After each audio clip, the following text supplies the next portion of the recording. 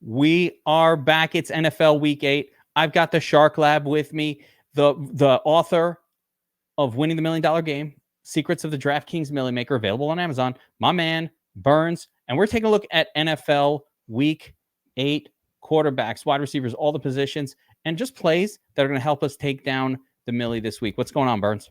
Hey, not too much. I think this is going to be a pretty good slate. Had a good slate last week. To be quite honest with you, I am a little still miffed by it. My lineup that was placed 179 in the Millie had I not had Aaron Jones in it, and this was a DS generated lineup. Had it not had Aaron Jones and it just had Jahmyr Gibbs in it, I would be 100K richer right now, or Just 1 isn't million that richer. that's always how it goes. Last week was crazy because you know, I'm not going to say it was crazy. Last week actually kind of went almost chalk, right? The expensive quarterbacks paid off. We tried a lot, though, with inexpensive quarterbacks. We talked about a lot of them. And, I've talked a lot about how if you can hit with one of the lower cost guys, it actually leverages you greater than what these high cost guys can do, unless they score like 40, which Mahomes and Lamar Jackson did last week. And our setup this week is exactly the same. What was funny, Burns, was of all of the cheap garbage shit stack quarterbacks that I tried, and I tried a lot of them, the one guy who I was like, nah, that's not going to work, was Gardner Minshew. I did not have any of that. And of course, I guess it was probably because Cleveland was on the road. So that could be something in the future that we take a note of when they're on the road. Maybe they're not as tough of a defense as they are when they're at home. Look at what happened with San Francisco. They went on the road, and all of a sudden Kirk Cousins has an elite game against a team. And normally we'd be like, I'm playing that, right? I'm not touching that, right? So that happened too. So you want to talk about a lesson. Maybe it's when a team is at home, you don't have to take. I think my takeaway is just like, don't maybe not be overly concerned with the defense in general. Like a really good defense is fine, but definitely on the road they're less good than at home. So we have Dallas on the slate, and it's kind of an interesting game. And we know Dallas defense is really good and all of that, but can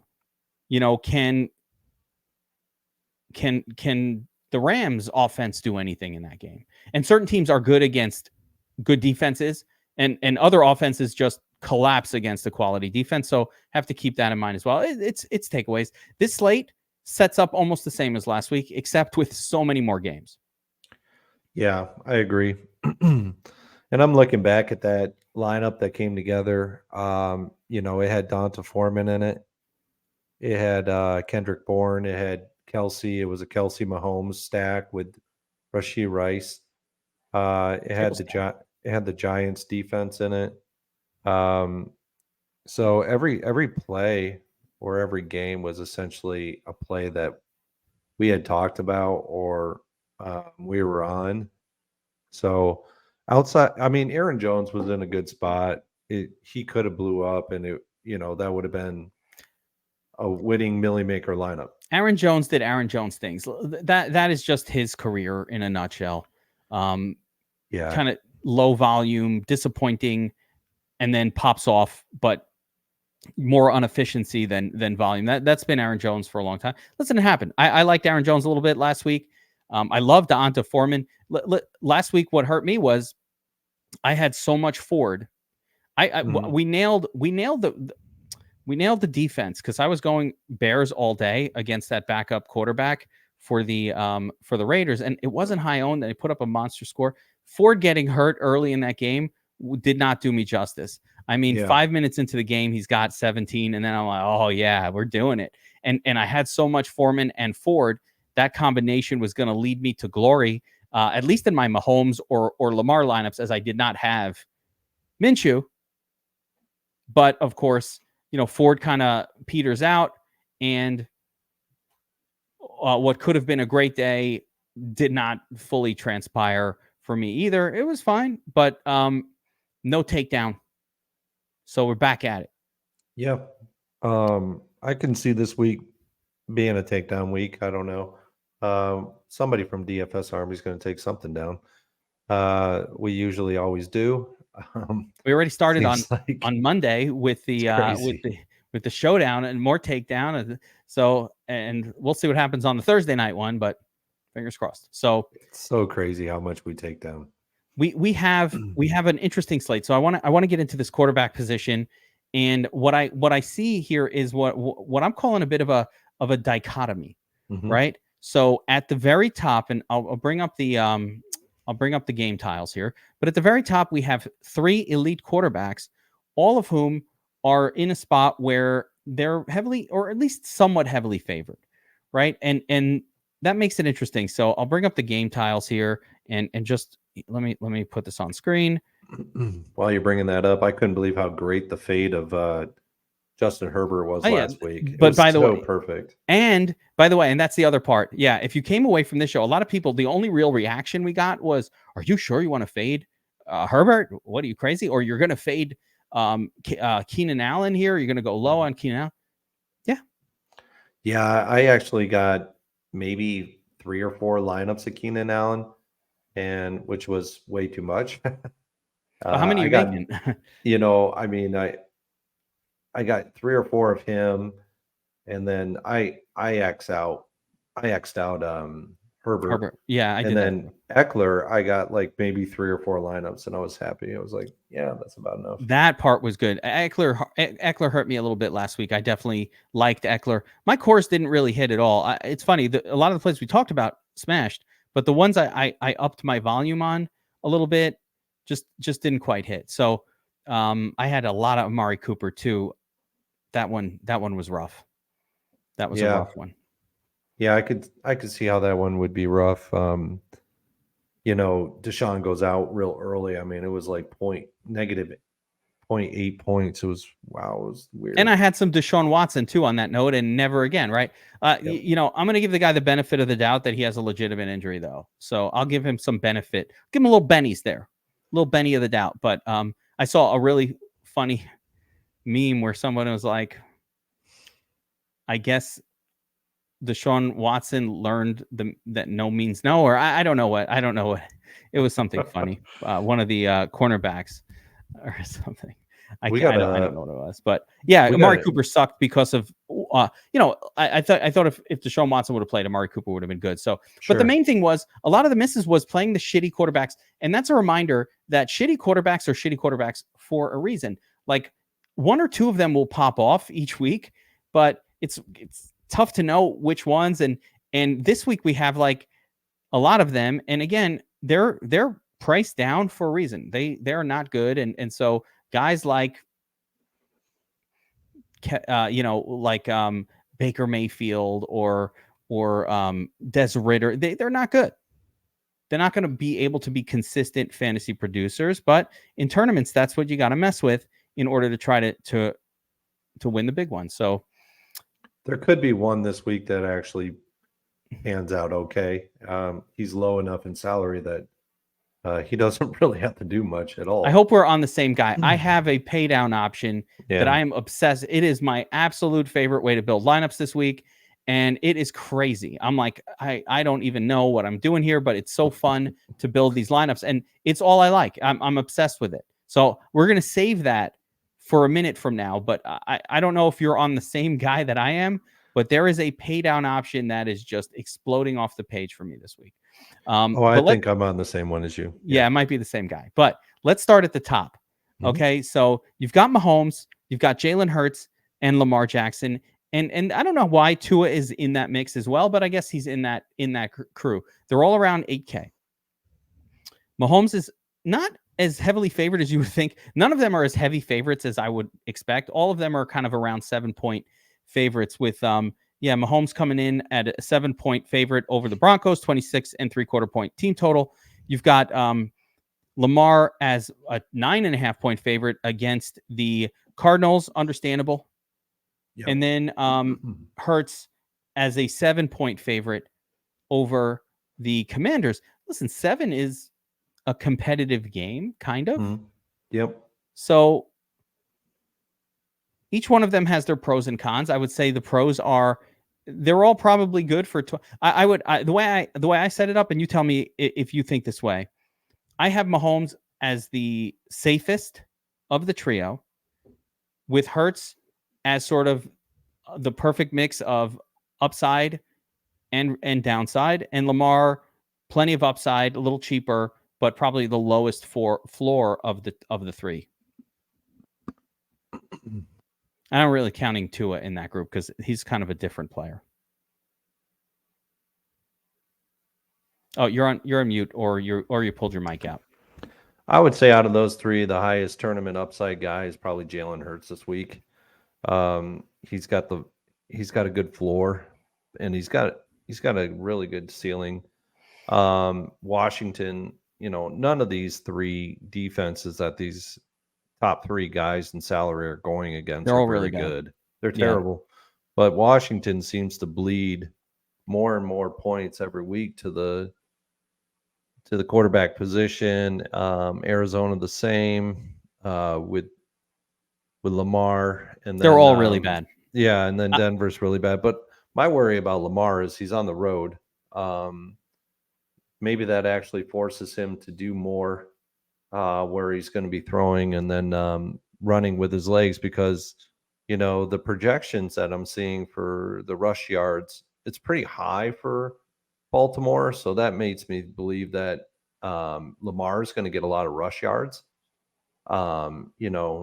He's probably going to get up like in and around 50-ish. You're looking at the sensational numbers, right? And I'm looking at the same thing. It's just, that's more a reflection of how bad Arizona is against the run than like how great Baltimore's running game is. But yeah, that's definitely a thing right there. If you look at Kansas City, 305 passing yards. What's interesting, I looked up Mahomes' history against Denver, and he's never had a 4-touchdown game, but he's had quite a few 300-yard, 3-touchdown games. 300-yard, 3 touchdowns. That is what gets you to that low 30s number. It's a divisional game too. Yeah, no, they play all the time. Yep. This is a common matchup for these teams. Part of the reason why I think Mahomes has had that great success against Denver is just Denver's been competitive against them, weirdly competitive against the Chiefs, where they suck, but they play like last year. How bad was Denver? But they were kind of competitive against the Chiefs for a little bit. So it was interesting how that happened. But KC hasn't had the kind of defense that they have this year. The defense this year is really stout at all sectors of the defense. Yeah. They're really good against the run. They're really good against the pass.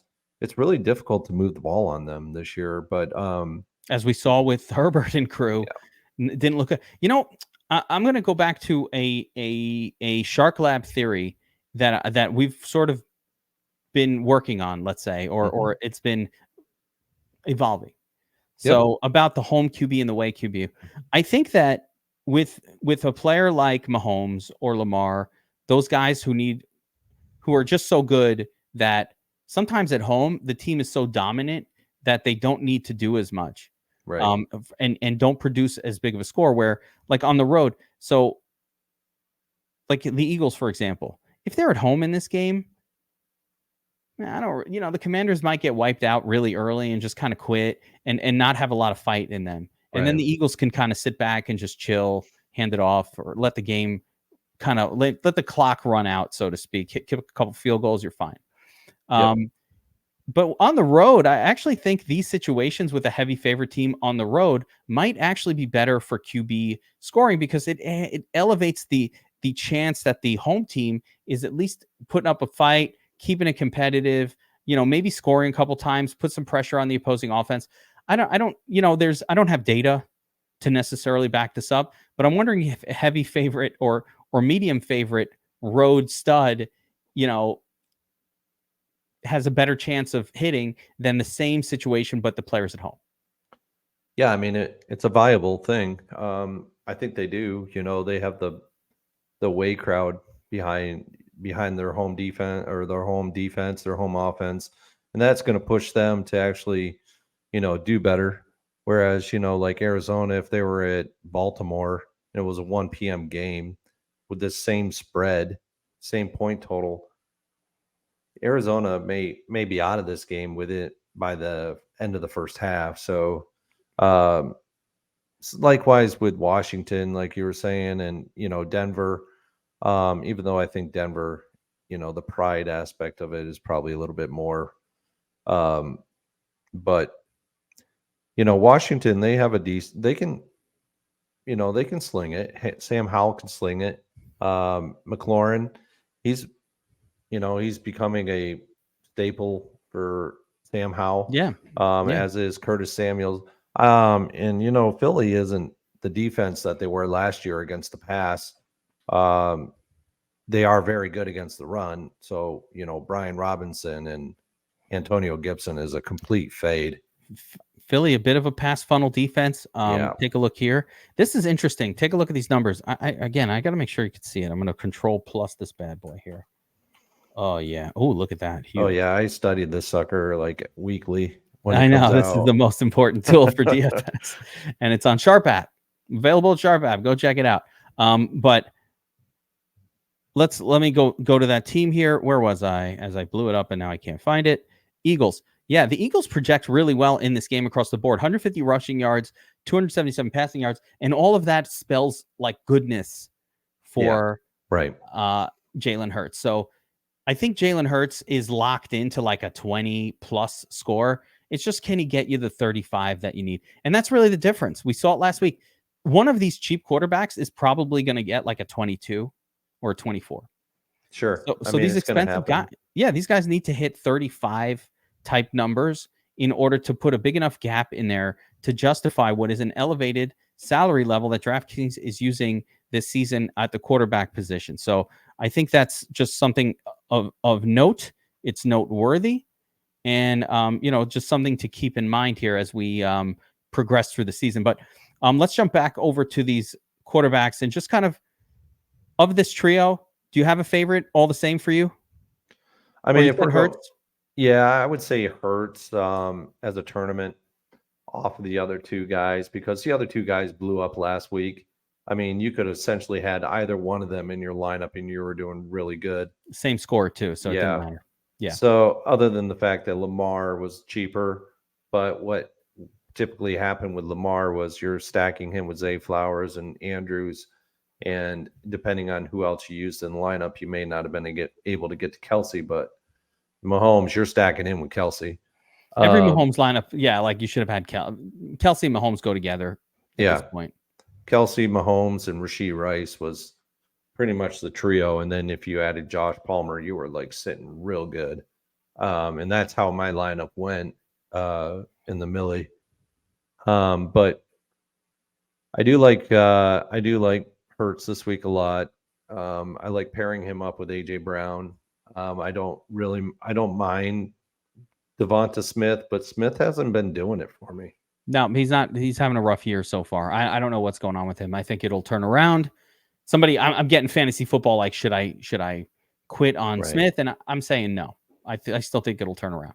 But don't quit. But it's been pretty bad. Goddard. I mean, this could be a nice game for Goddard as well. He produced last week. Late game on Sunday, he produced. So, Goddard and Brown are my two guys that I like a lot. Devonta's like fourth option for me in this offense behind DeAndre Swift. Not a good scene for Smith at all. And I think Lamar, we're just going right back to Zay and Andrews. Oh yeah, I like Zay a lot with Lamar. That's a very good pairing right there. Andrews, absolutely. Everybody else in that offense can be forgotten. And then with Mahomes, obviously it's Kelsey. But I really like Rashee Rice again this week. He could get it done again. Cortland Sutton could be your bring back. Or no bring back. Yeah, you don't need a bring back, but if you want to bring it back, Cortland Sutton is actually probably the best one. I think Rice was up to 5 or 6 targets. Yeah, 6 targets last week. It's funny how everybody get excited for 6 targets for Mahomes because it's so freaking rare to get more than 4 for anybody that's not Kelsey.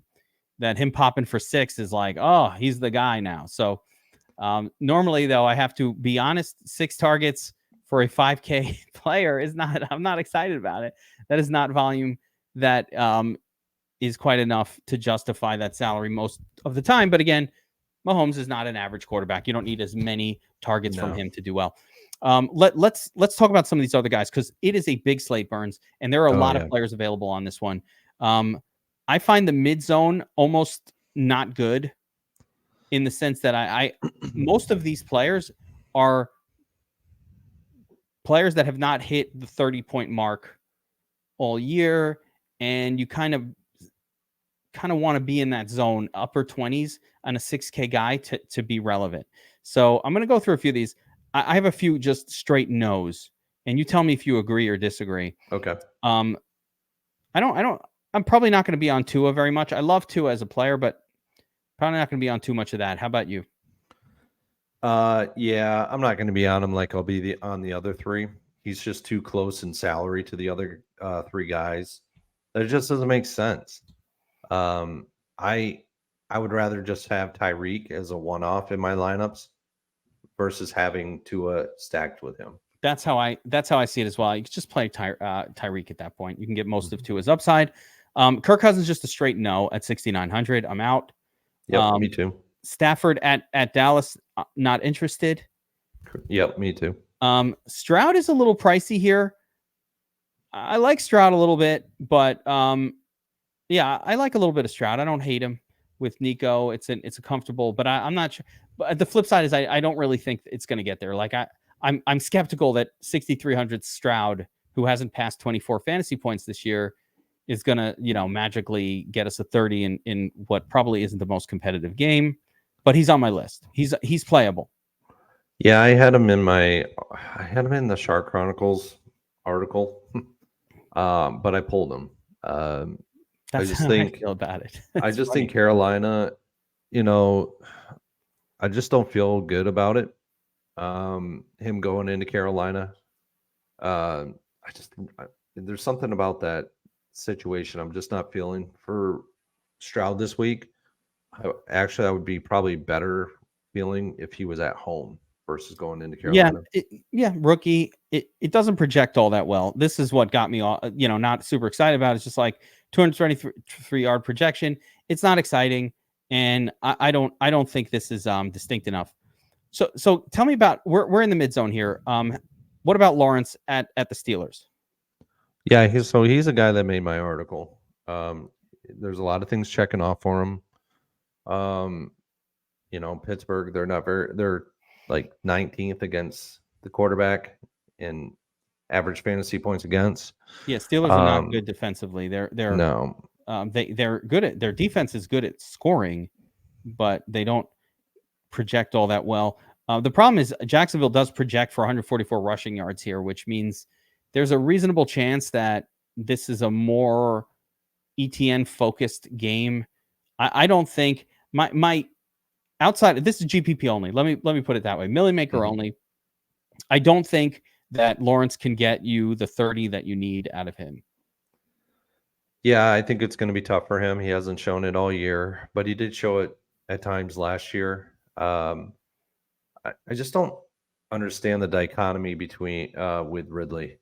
It's just an interesting thing that's going on there. He did really well in week 1, and he has yet to perform at that same level as he did in week 1. It's just a very strange dichotomy of what's going on there. Whereas Kirk he's exploding with Lawrence, but Ridley has gone back down into the 5s and for salary on DraftKings, and this could be the week where he actually does something. I don't know what he's going to do. I don't mind him as a one-off play. He's priced correctly for who he is at this point. I'm fine with that, even though he stinks most weeks. This is GPP Millie Maker stuff, and a low-owned quality player that has a 30-pointer in him is always going to be somebody that we need to be thinking about in our lineups. Like, it's not going to win most weeks, but when it does hit, it's going to be good. Yeah, Lawrence, Kirk, Ridley, fine, but it doesn't excite me. This will be a theme for me. And so I want to know who excites you. And I'll go through mine. Dak, Am I excited about playing Dak Prescott? No. But is this the best matchup he will see all year? Probably. Still a tough one. I mean, the Rams are still the Rams. That's right. It's the Rams. I was thinking the Chargers. The Rams are good against. No, the Rams are decent defensively. Actually, that doesn't stand out all that much. I don't know why my eyes were seeing the Chargers there. Yeah, 196 projected passing yards. No good. Yeah, no good. And Dak doesn't score well. By the way, Dak needed to rush for a touchdown last week, which he rarely does, just to put up what was a decent score, a 24, and that's by far his best result of the year. So, is the best I have to say about him. I feel that way about a lot of these guys. Burrow on the road at San Francisco. It's going to be a tough game for them. Yeah, I'll play some Burrow. That is what I'm going to go to. I'm going to play some. Did that make the Shark Lab? No. Okay. Road underdog against the tough defense. Not a good Shark Lab play. It's like it breaks every rule of the Shark Lab. Road against a top 5 defense against quarterbacks. It does not stand. Yeah, maybe if they were at home. But I don't even know if it would make it with them at home. Probably, maybe. My issue is that San Francisco is 4th in average fantasy points against the quarterback. Burrow just hasn't been getting it done outside of the game in Arizona this year. I actually just like Jamar Chase in this game. That's fair. And again, rating tells the tale. Yeah. I mean, a lot of your rules from the Shark Lab are built into the rating, and you'll see here, none of these are rating out all that great, right? Geno, hell no. Jordan Love, not a good spot. No, we were on him last week, but it's only because he was playing Denver this week against Minnesota. Not so much. Derek Carr just stinks. Yes. How about Gardner Minshew though at home? New Orleans. It's a good defense. It is. Nothing's perfect here. Yeah, it doesn't project. I don't know what to make of this projection because this is the Colts before Minshew, so whatever. But New Orleans is decent against the pass on the season. Yeah, 25 yards below mean expectation. They're not bad. Yeah, I'm not going to go right back to Gardner. I think I think there will be more ownership on him than what we're seeing in the domination station right now. Where are you going with it? I mean, it's a lot of no's here. Daniel Jones probably doesn't play.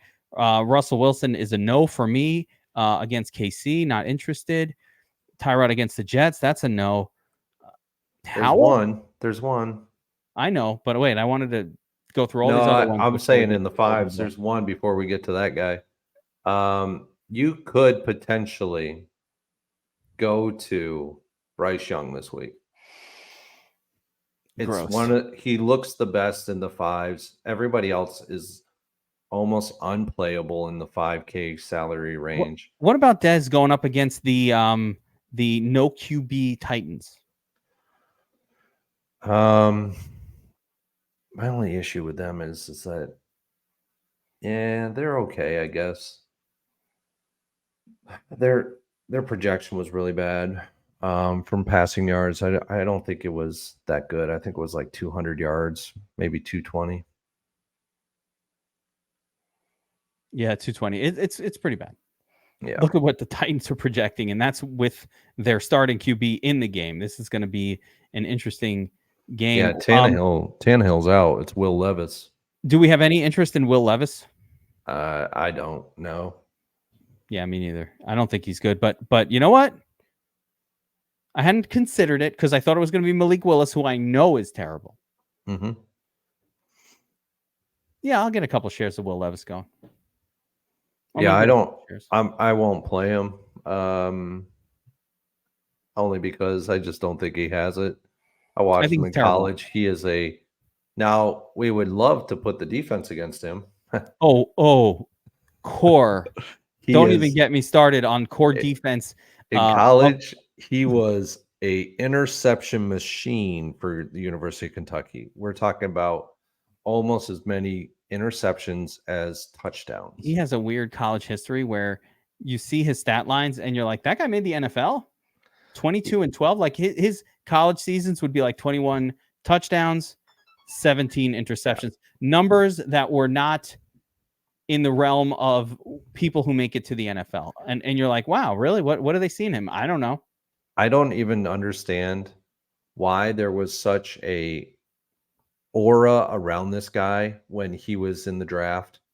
Like Mel Kiper and all the guys were talking him up. Oh, he's going to be number 2 off the board after Bryce Young. And I'm like, what? You got CJ Stroud, who threw very minimal amount of interceptions at Ohio State. And you're talking about him below Will Levis. CJ Stroud went 44 touchdowns, 6 interceptions versus Will Levis, 22 touchdowns, 14 interceptions. And I don't have the numbers. I just remember this from scouting these guys and being like, huh, that's weird. But I don't want to focus too in on that because we're talking NFL week 8. Like and subscribe, hit the notify here if you enjoy the content. But yeah, so let's get to my favorite guy on the slate, and I think it might be yours as well. Yeah. If I'm paying down, the guy I'm most excited to pay down for is Samwise the Scared Darnold. Yes. Starting for the 49ers. That's where I was going. I like Brock Purdy in this one. The numbers showcase really well for Brock Purdy to have a good game in this game. And I could see Darnold. He's done it in the past where he's actually paid off his value for his salary multiple times in the past. He did it with the Jets. He did it with Carolina. I can see him doing it again here against Cincinnati at home. So he doesn't have to go on the road to do it. It's a very favorable situation for him on paper and metrics wise. Whether or not he does it in real life is a different story. But the 4.3K on DraftKings is so nice. I don't know what he is on FanDuel. I haven't looked, but on DraftKings 4.3K, you can't beat it. He's the lowest salaried quarterback on the entire slate, potentially, other than maybe Will Levis. He's Will and him are the same price. So okay. Will is 4,400. That's why I was like, maybe Will. But I'd put all my Will Levis shares right into Sam Darnold. I love Sam Darnold in the spot. A couple reasons. Number one, Sam Darnold focuses in on one of his things is he just focuses on his first read. So you kind of know where he's going with the football. Brandon Ayuk is a bit overpriced this week, but who cares? Like you get the quarterback for under, and if you need to pair him up with Ayuk, fine. George Kittle, as that's well. Where I was going to go. Yeah, easily. Kittle seems like even the better pairing. He's 5K. He's 4,300. And the nice thing is your lineups look really different from everybody else. So one of the things I like to think about as I'm constructing line, and by the way, Bryce Young fits that bill too. If you needed to use him, it's not that different, right? It's kind of the same shit. Yeah, I like Bryce Young a little bit this week. I'm not going overboard. I'm not. What about Kenny Pickett? He's always bad. I never have played this guy. I won't play this guy. Is that what it is? Yeah. Hands are too small and just won't accept it. Too small. Hands too small. He just, I guess, Jacksonville going in there. I could see it. But, I mean, even looking at what he's done this year, he still has yet to crack 19 DraftKings points. Yeah, I don't need that. You need the upside. I think, see, with Darnold, what's crazy is if you go all the way down to 4K, and it feels like not that different from 5,500, but the reality is it is very different because at 4,300, I need a 16, which is effectively a shitty day for my quarterback to get a 16. That is an average day. Almost any quarterback you plug in, Josh Dobbs or even Tyson Bagent, and they're kind of putting up a 16, right? Yeah. Like that's what every quarterback usually does. But for Darnold at that price, if he gets you the 16, and he's on one of the best teams in the NFL, if he gets you the 16, you got a 4X going. You got a flame emoji on your guy. Like you're seeing the fire on your DraftKings account, right? It's got the flame. That's what a 16 will get you. If you're up over 20, all of a sudden, whoa, I'm at 5X. And if you hit 25, you're probably winning the tournament this week. Yeah, the way I'm starting my lineups with him is I'm just going real easy. It is him. It's McCaffrey, and it's Kittle. And I will mix and match Kittle and Ayuk, and I He will allows keep you to McCaffrey right afford. there. He allows you to, and I don't even think you absolutely must play McCaffrey with him, but he allows you to afford McCaffrey. You can't have a McCaffrey lineup when you play one of the expensive guys. So that opens that up. But there's also a really fun path to take when you don't use McCaffrey. And now you can stud up at wide receiver and some other spots that you're not able to normally. So he opens up a lot of possibilities. Any other quarterbacks that we haven't talked about that are on your radar? Because right now it's, for me, we've got Darnold at the low end. Not much going on in the mid zone at all. Maybe a sniff of interest in Gardner Minshew for me. Not too much. Then, maybe Sam Howell. Mine's going to be quite easy. I'll just run it down for everyone again. It's going to be the three guys up top. It's going to be Hurts, Mahomes, Lamar. When I get into the 6K range, it's going to be Lawrence, with the potential of maybe a lineup or two with Stroud. And then when I get in that 5K range, the only guy I'm actually really interested in is Bryce Young this week. And then only because he's at home. And then the other guy is Sam Darnold. And that's my pool. I like it. It's a big week in terms of a lot of games, but really kind of can narrow down the player pool a bit. And just, go high-low, a little high-low, like a little high-low Texas Hold'em action. I love Play Texas the tops, Hold'em. play the bottoms, not too much in between, high-low. All right, so let's move on. Let's talk running back here. And again, I'm going to give you some eliminations for me, and you tell me if you're on board with this or not. But I am actually going to be unfriending Saquon Barkley. I'm not going to do it. I'm probably out on Raheem Mostert at 7,700. A little too pricey for me. I don't think that McCaffrey is justifiable at 9,200 outside of maybe a Darnold lineup where I'll do that. But I just know I can't afford this guy in almost any other version of a lineup that I'm going to build. But I think he's also good for 25. I don't think he's a bad play. Like, my issue with Barkley is he hasn't crossed the 30-point barrier like in like 4 years. And he's playing the Jets in 8, 16, 24, 32 for 4X. I just, this doesn't, the salary doesn't jive. Mostert got like 14 touches last week. I can't pay 8K for a 14 touch guy. It was fun when he was 6K. Yeah. But now it's gotten ridiculous. And now he needs to have that insane game just to hold pace, which I don't like. Derrick Henry, hell no, out on that. Yep, me hell too. To the no. Atlanta's really good against the running backs. So be careful, people. To tell me what to do with hold on. Hell no, fuck with your shit. Hell no. Hell no. Yeah, Atlanta is a really good defense against the run. Be careful, people, with that one. No, just don't play it. There's no be careful. Stay out. What's he going to do? Is he going to fuck us? He's going to fuck us? How's he going to fuck us? He's going to put up a 35? He's going to get you a 9.4 or a 10. That's what he's going to. How many touchdowns? He's going to get the third touchdown that he needs? No.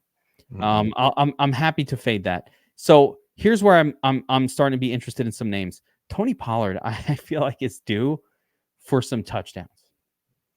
He's been good. The usage is spectacular. This guy got like 90% of the snap count last week. He is just on the field all the time on a team that likes to run the football and produces to the running back. I don't know what's going on with Pollard this year. He's just like variance, not scoring touchdowns. It's gotta break at some point. It will break. I don't know if it's going to be in this game, but it will eventually break. There's something about this game that I'm not really favoring him as much as a couple other spots for running backs. But I see the play. I understand it. Yeah. I will have him. It's just how much of him is another. He won't be one of my highest guys. I think for me, he will be on the high end of my exposure, which I'm cool. But actually, I'm seeing here, this is the first time I'm looking at ownerships. I haven't even looked yet. And it does look like he will be very highly owned. Looks like he will be the chalk Mm-hmm. Whoops. But yeah, so I guess the field likes him too. He's been chalk before and he's exploded. Yeah, I don't worry that much about RB chalk. We in the offseason, we went through this. Yep. And running back chalk is perfectly acceptable chalk. Yep. It's wide receiver chalk and is probably where you want to be cautious. Running back chalk is fine to eat, generally. Kamara, love Kamara. Yeah, I like Kamara a lot this week too. ETN has a great matchup. He does. But I don't really like his salary. His salary is kind of, let me pull him up. The floor is scary low for ETN. That's he's been around this price, but he doesn't catch a lot of passes. So what's the issue with ETN is, 3 receptions. So if he's not scoring a touchdown, he's not getting there. A 2 touchdown. Exclude the outlier of when they were in London against Buffalo. You exclude that outlier of 39.4 points. He really hasn't paid off his salary this year. Yeah, and that's his thing. He gets a ton of work, but it's not enough passing game work. And that's the issue. He's just he's 3 receptions. He's not getting you the 6 or 7 points from, or 8 points, 4 receptions, 40 yards to add to whatever else he's doing. And so you end up with like a 21 instead of a 29, and it's just not enough. So I like ETN, but he's not going to be somebody I build around. Kenny Walker's kind of the same as ETN, to be honest, and I don't like him in this matchup at all. I'm with you on that one. So I'm out on that. Aaron Jones, it might be dead to me. Yeah, I mean, what he did to me last week in that lineup. Yeah, he might be dead to me. Oh, man, I'm so pissed on that one, but dead to me. But I do like DeAndre Swift. Yep. I love Isaiah Pacheco. Yep. I'm with you. Yeah, 100. He's got the rating. 100 point rating. Doesn't get better. My favorite probably on the slate, and again, of course, it's chalk because that's how it goes, unfortunately, but Breece Hall. Jets. Yeah, I've been weighing him back and forth. I think he's going to be really chalk. I do like him. He will be in a lot of my lineups naturally. I'm not going to limit him in any way. So he'll naturally get into a lot of my lineups simply because he's one of the highest fantasy points per dollar guy on the slate. So I'm just going to let it free flow. You'll get a ton of him. But I love Breece Hall in this spot. The Jets, when they're favored, the Jets think about the Titans a couple of years ago with Derrick Henry. When they're favored, you want that running back in your lineup. Breece Hall has no more restrictions. He catches passes. He is an electric runner. He looks like he has the pep in his step, and it's taken on a Giants defense that is good. It's fine. I mean, it's not the worst. It's not a scary defense, but it's not a horrible, let's beat up on these guys defense. But the Jets are projecting for 137 yards on the ground. Most of those should go to Breece Hall. So, and he'll catch some passes too. He's just well-rounded and just massively underpriced, in my opinion, for his role being a lead back on a favored team that produces to the running back position. So I like Breece Hall there. How do you feel about Bijan? Oh, he's getting in the range where we can actually now play him, and he could pay off his salary. That's right. And coming off the disappointment, a lot of people aren't going to want to play him. They dropped his salary $1,000. I'm just not sure with Tennessee. They are good against the run. Let me see what they're looking like. They're very good against the run, but Bijan catches passes. He does. I just don't know what he's gonna with Tyler Algier, how that's gonna look as well. That's my only issue with Bijan. That's the problem with Bijan. Algier is in there, vulturing, not really vulturing, getting a half share really, but I don't think I think Bijan is a really exciting tournament play. After last week's debacle, I don't think a lot of people are going to want to play him. I love that the salary came down to now the correct level based on his production. But when he was playing games all the way through, putting up a 20, it felt bad because he was priced at 7,600. You're like, he got a 20. But now at 6K, a 20 gets you a red emoji. And if it goes to 24, you're at 4X. So while I don't think he's like, oh my gosh, if I don't play him, I'm not going to win this week. I don't think he has the 35-point upside that I do think Breece Hall has. I think this is a good zone to hang out in this week between Swift, Pacheco, Hall, and then interesting tournament pivots with Robinson and even Jonathan Taylor to a certain extent. Slight interest there, although I don't expect him to like be a 90% guy or even more than 55% of this work this week anyway, but they do so much with the running back that it could work out for Taylor either way.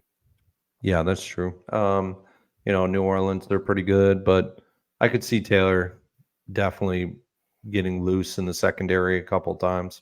Millie maker play. Yep.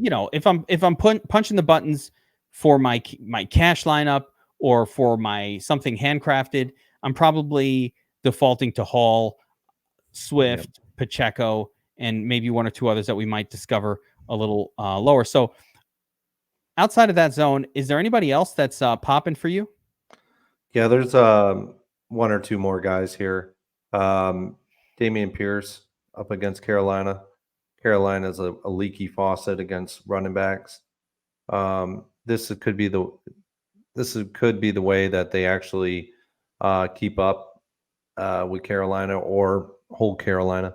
It's kind of why I'm not as high on Stroud this week as I would be if they were at home. I think they would just air it out at home, whereas on the road, I think they try to keep it, use Dameon Pierce more. And then the other guy, with Jerome Ford being doubtful in this game, I really see Kareem Hunt taking over the duties in a way with Cleveland here.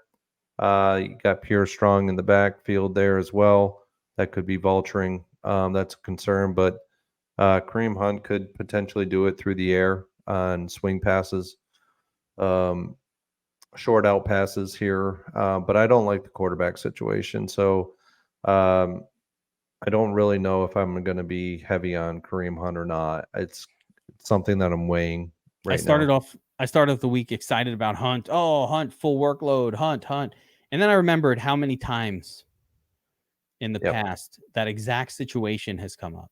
And he sucked.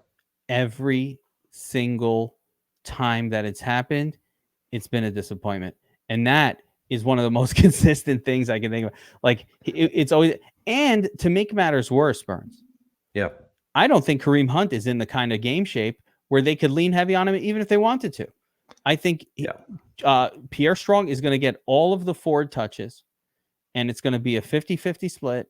And playing Kareem Hunt could work out because he could pop off, but you're probably not getting a better version of Kareem Hunt than you would get any other week, where I'm not really super excited to play him. So my first lineup of the week, I was like, Hunt, know that, because the first thing you're doing on Tuesday is absorbing who's hurt. Like Monday night, you're like, oh, this guy's hurt. That guy's going to be in. Let's play that. But as I allowed it to sink in and my memories started to pop up of every other time this happened with Hunt, but more importantly, for me, it was, I don't know that Hunt is right. Like, Hunt wasn't even on a team up until week 2. It's not like he went through training camp. He just came off the shelf and was going to play some snaps for the Browns. I don't know that that means he's in game shape. That's why he's got this Q tag floating around. Like, hey, you didn't practice. You didn't go to camp this year, and you're not in the kind of shit. So I'm worried about, I don't think it's a safe play is where I'm going. I don't think it's safe. It could work out, but I think I'm just as soon just going to pay for Breece Hall and be like, I got Breece Hall. As a matter of fact, I almost think that a better play than him that will see more touches and has fresher legs and all of these things and has not a much better chance of winning his game, but at least, sort of a real quarterback at the helm might be Javonte Williams. Yeah. Same price. Yeah, it would be. Or you said Pierce before. Yeah, Pierce, Javonte. That KC defense is nothing to be trifled with. Yeah, it's not a great spot, but I mean, like I said, Kareem Hunt. I like in that 5,200 range. It's Pierce for me. I'm just a little concerned with Pierce. Oh, of course I closed the matchups tool, but I'm a little concerned with Pierce giving up some touches to Singletary. So let me see what Singletary did. I don't know if it's that big of a. I don't know. I mean, last week it was significant. Yeah. And for no great reason, like why? I don't know. So that's my one concern is, are they starting to be like, Pierce sucks, let's play more Singletary. Singletary got 12 carries, 2 targets. Pierce last week. So I don't know that this means anything. Pierce got 13 carries and no target. Like Devin Singletary got more work than Pierce. So I'm just warning you on that. What was the game? Yeah. New Orleans. That was Saints. And I don't know why it was not a blowout. There was no reason that made any kind of sense to me why that would happen. The one last spot, I guess Miles Sanders no longer has a Q tag, so it looks like he'll be back. I was interested in Chuba if Sanders was going to be out, but with Sanders in, I'm not interested in Sanders or Chuba. I don't want right there with you. I was waiting to see who was going to be if Miles Sanders was coming back in this one or not. If he would have been out, it would have been, great spot for Chuba Hubbard. Yep. But now it's no bueno. Yep, exactly. And the only other name that's kind of Pierre Strong, it's like unexciting. And another one I'm not going to go there, but Darrell Henderson Jr. is sort of the starter right now for the Rams. That last week's mystery was settled. They went with Henderson Jr. Forget the rookie. Forget dusty ass Freeman. Yep. It's Darrell Henderson Jr., who apparently was on their practice squad hiding there the whole time. Who knew? Who's dusty in of himself. He's not that dusty. He's young, though. He's a young player. I don't know why they cut him.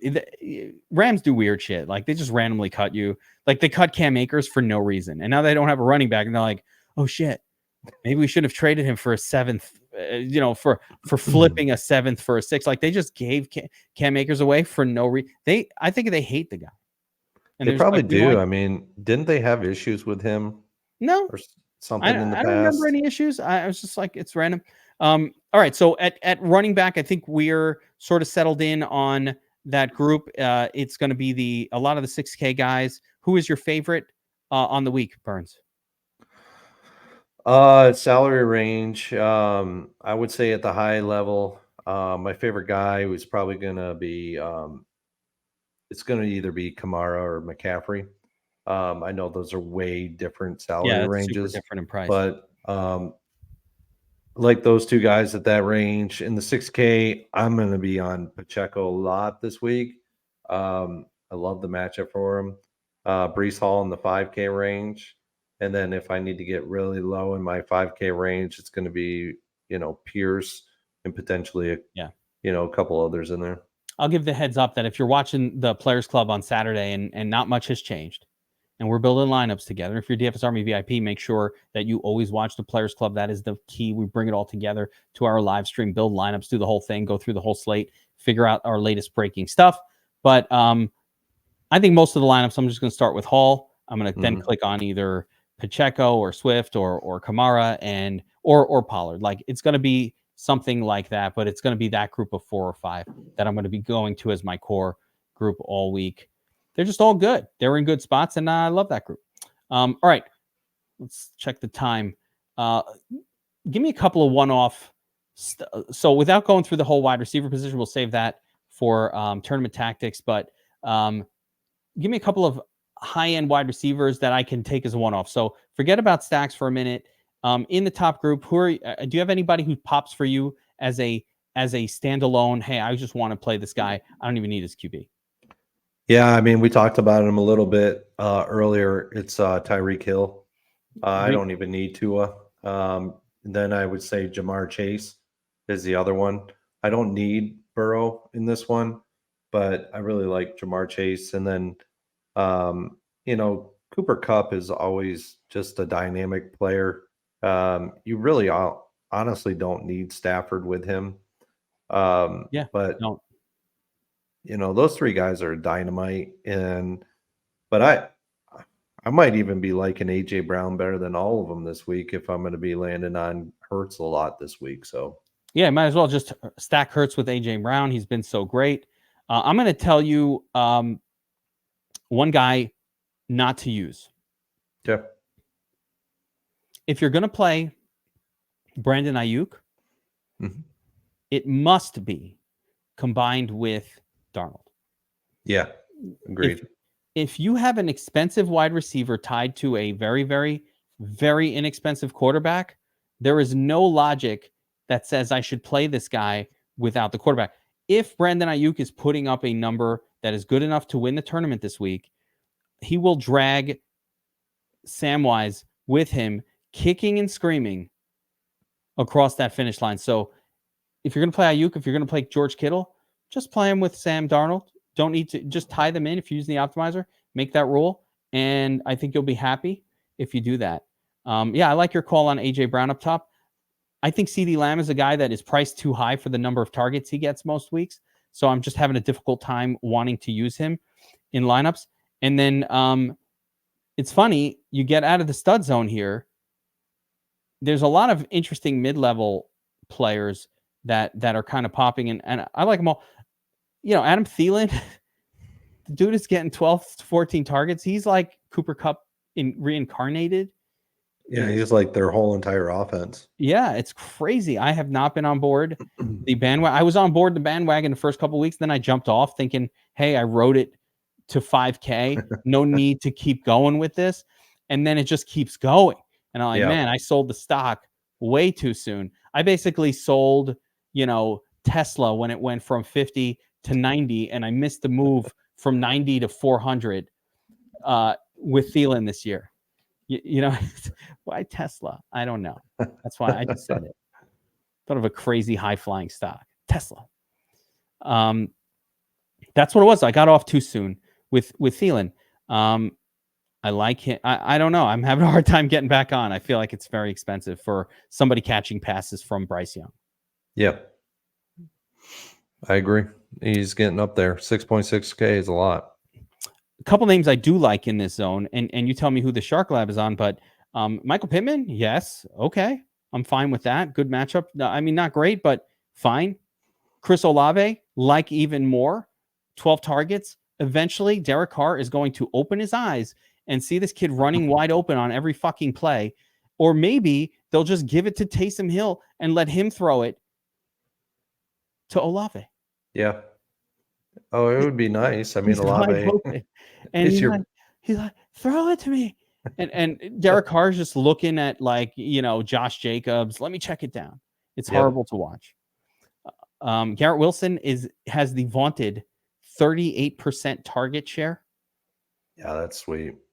That's what you want out of any wide receiver. I don't care that Zach Milson is the quarterback. You throw to him, he's got a 38. Every throw is to Garrett Wilson. It's what you want. Yeah, and the Giants don't have anybody that can cover him. Christian Kirk. For a 13-game slate, it dries up. Like it's just a few names. Wilson, and then we're down here in the 5K zone with Christian Kirk, maybe some Addison. Zay Flowers. Zay is with Lamar. George Pickens, I don't mind as a one-off. Yeah, I like George Pickens this week too. Yeah. I love Nico. Always love Nico Collins. Why not? Get right back on that bandwagon. Everybody forgot about Nico. Yeah, because he had a bye week. Yeah. Everybody forgot about him. Terry McLaurin, I don't mind in a plus wide receiver matchup, although he could shit himself, but you can't run on the Eagles, so they're going to have to throw, or they're going to just lose, 27-0. That could happen. I like McLaurin at that price. Christian Watson. I mean, where are you going here? Am I missing anything? No, you're not missing anything. Christian Watson, okay. Drake London, not crazy about it, but fine. No, those are all guys that I'm on. Guy that I'll be going to lower in the salary range a little bit than where you're at right now is in that high 4K range. I'm going right back to Kendrick Bourne again. The guy has done it multiple weeks in a row now. And I'm going right back to it. He is the target. He's a target hound. Like whoever's quarterbacking, it could be Bailey Zappi or it's Mac Jones. They're Wait, is going there a right to him. controversy this week? I don't know, but they're going to him. And they're just throwing to him. And he's like the only guy that's seems like getting targets and getting receptions in that offense. Parker is dust. Juju is always hurt. And all that's left after that is Demario Douglas or something like that, who's fine and on the upswing. But Kendrick Bourd's been sneakily low-key doing it for a while. But I don't know. I have a hard time thinking Mac Jones, like as that price has come up on Bourne from like 3,800. Again, he's no Thielen. He's no Thielen, but he's had big games in the past. It's not new. Kendrick Bourne has had big games for the past few years. So it's random. They rarely come in a row, which is what's interesting or concerning. Moving on down the list here, Curtis Samuel, we mentioned him before. Mm-hmm. Yep. He's just having a good year. He gets about 8 targets every week. That's a perfectly acceptable number for this salary level. Maybe some Rashid Shaheed. If it's not Olave, Shaheed sometimes pops for a big play. I don't know. Anyone else float your boat? No, I'm pretty much good with what we've gone over so far. Yeah, I'm sure between now and tomorrow another guy or two will come up, but let me do the old sort by fantasy points per dollar and see if anybody is shooting to the top. Zay Flowers at the top. Oh, we didn't mention George Pickens, but I like George Pickens as well. I think even with Deontay Johnson back, Pickens has proven himself to be really good. No cheapie is popping. It's Kendrick Bourne. You're gonna get a lot of lineups with him. A lot of lineups with Josh Downs this week if you don't make many adjustments. Yeah, I think Bourne he's probably going to make single entries for me this week. Interesting. So, yep. Yeah, might have to throw him in my and Miami. Miami defense is good. Might have to throw him in my season long teams. He's a bench player for me. All right, let's skip tight end. Let's just go to defenses. We don't have a lot of time left here. I sorted by fantasy points per dollar, and it knows the right defense to play this week right off the bat. Falcons to me stand out as the absolute best play on the slate. Yeah, they're a really good defense this week, especially with the fact that Will Levis is now the quarterback. A couple other defenses. One of the higher rating ones for me is Philly. I got to pay. I got that kind of cash. From a metric standpoint, Philly is looking really good. Another one that I like a lot this week. Let's see. Let me get to it. I'm probably going to go right to Minnesota again. I just like them at 2.5K. They're going to make quite a bit of lineups for me. Let's see another one here. Seahawks, I'm assuming, taking on PJ Walker at home. I don't know. I'm not looking at that. The matchup, the metrics that I'm coming up with aren't looking at them too favorably. What about this crazy one?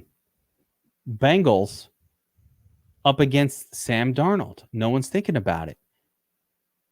49ers, not a team that you expect to turn the ball over, but it's Sam Darnold.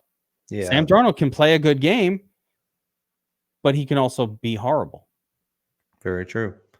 They're actually metrics wise, they're better from a metric standpoint than Seattle. Interesting. One that's popping really high right now for me is Houston's defense. All right. Houston at the Panthers. Yeah, I could see that. 3.3K. Let's see. Do I have any others that are in that lower salary range that are popping? Like the ones that are really, really popping for me right now are the defenses that are like 4K. Yeah, they're extremely popping. 4K for a reason, right? So yeah, they're popping high. Yeah, who wants to pay that? What about the Jets? They're one of them. Yeah, that's the 4K one. Panthers, no. Ravens, too expensive. Saints, expensive. 49ers, very expensive. So yeah, I think to me, last week I had Chicago in almost every lineup. Mm-hmm. Every handcrafted lineup had Chicago. They put up 17. And my reasoning was they're playing some crappy backup QB that sucks. And they're cheaper than these other teams. And any one of them could pop off. So YOLO, why not use the cheap one? I feel the same way about Atlanta. At 2,900, I got a sub 3K going up against who? Right? A rookie who you told me yourself, even when he was in college, was throwing one interception for every 2 touchdowns, which is horrible in college. Understand that is horrible. Like you said, CJ Stroud, 44-6. Like 48-9 were CJ Stroud's last 2 years. Like he was putting up 4 or 5 touchdowns per interception. And Will Levis was a turnover machine in college. I don't know that means he'll be that here, but he also didn't win the backup job. I think it was Malik Willis for a minute. Maybe he's taken over. Maybe they're like, oh, Malik Willis is so bad, we got to put Will Levis in here. But some of that just could be because they're all horrible. It's not like Tyson Bagent, who beat out a veteran and then was starting for Chicago last week. And we're all kind of like, wow, how do you get ahead of Nathaniel Peterman? What if he's good? Like, and he was kind of good. You know what I mean? Like, he beat somebody out. Will Levis is like, oh shit, we got fucking Malik Willis here. We can't start him. Who else is here? They're like Will Levis. They're like, wait, the kid with the 14 interceptions in college, that one, the raw kid who needed 3 or 4 years of seasoning. And they got draft capital. They got draft capital in him too. So yeah, the same as Willis. I think Willis might have been a 3rd rounder, and I think Levis is a 2nd rounder. Yep, pretty much. I just play Atlanta. I just never understood that whole dynamic with Malik Willis. Came out of a real small school, Liberty.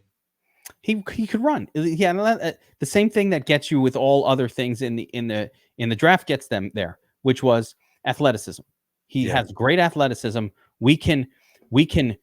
There's a Kincaid touchdown. We can turn him into something good, right? That's the whole idea. We could turn him into something good. Or we're going to turn him into something good. That usually doesn't happen with quarterbacks. Let's be real. If you're not good coming out of college, learning how to play the position in the NFL, it's not something that I think is going to be easy to do, because it's a mind game. You got to be able to read defenses, all the athleticism. We're seeing it with Fields. We'll see if Fields can ever really get to that point where he can get beyond just running in his first read. But just play the Falcons. I don't know why we're getting in a tangent here. Just play the Falcons. Play defenses against bad quarterbacks, and that gives you a good chance. And if it doesn't, what are you going to do? It's hard to predict defenses anyway, but that'll get us the best shot. I don't know. I go back to each week. Last week I had 3. There was 3 of them that were high scoring defenses. Had them in the article. Nailed it. What were the 3 last week? Ravens, Giants, and Bears.